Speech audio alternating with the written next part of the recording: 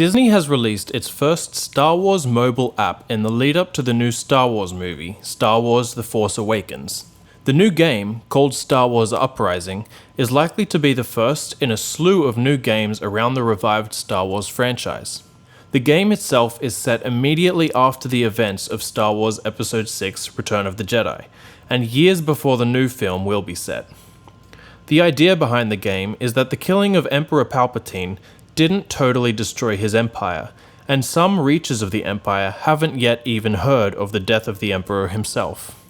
Users start by creating their own character, with the first thing to choose being the species and gender that the user wants to play as, followed by standard options like hair, facial features, and so on.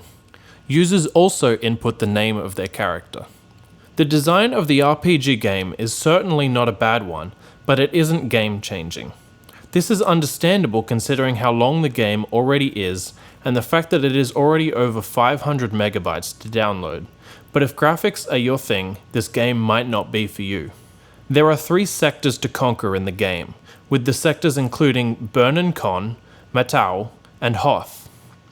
As the user continues through the game, they are able to reach the different planets, which offer different environments and enemies. Of course, the concept remains the same throughout the levels. Most of the action in the game takes place out on missions, but users will also be in the cantina and in the market square. In these areas, users can buy weapons and armor, as well as send members of their crew out on missions to level up their abilities.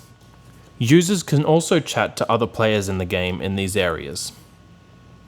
As far as graphics and design go, they're pretty good for a mobile game, but again, not game-changing.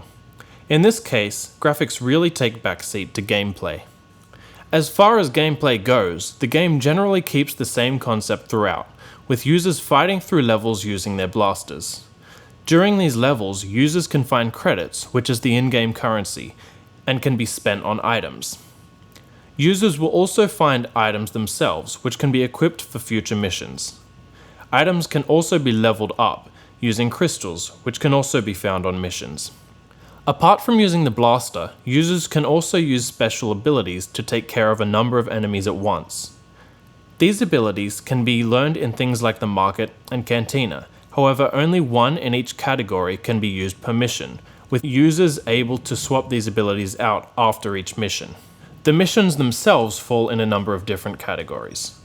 The main campaign missions are where most of the story takes place, and will usually consist of users fighting waves of enemies or searching for a predetermined item. Side missions essentially give the user extra credits and items, and assault missions help the user gain what's called battle readiness, which can be used to join a sector battle. These sector battles allow users to go on runs to earn victory points and battle plans.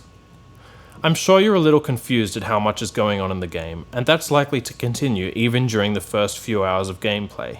However, really the important thing to remember is that more missions equals more items and more money that can be spent on items. The game is action-packed and offers some answers as to what happens right after Return of the Jedi. It also gets a little addictive, and as missions get harder, they get more interesting. One of the best things about this game is that it is free to install and play. Of course, there are things that users can buy with real money in the game. However, these really aren't as big of a requirement as they might be in other freemium games. The unfortunate thing about the game is that it can feel a little repetitive and is very busy, with users needing to keep track of lots of different levels, currencies, and points.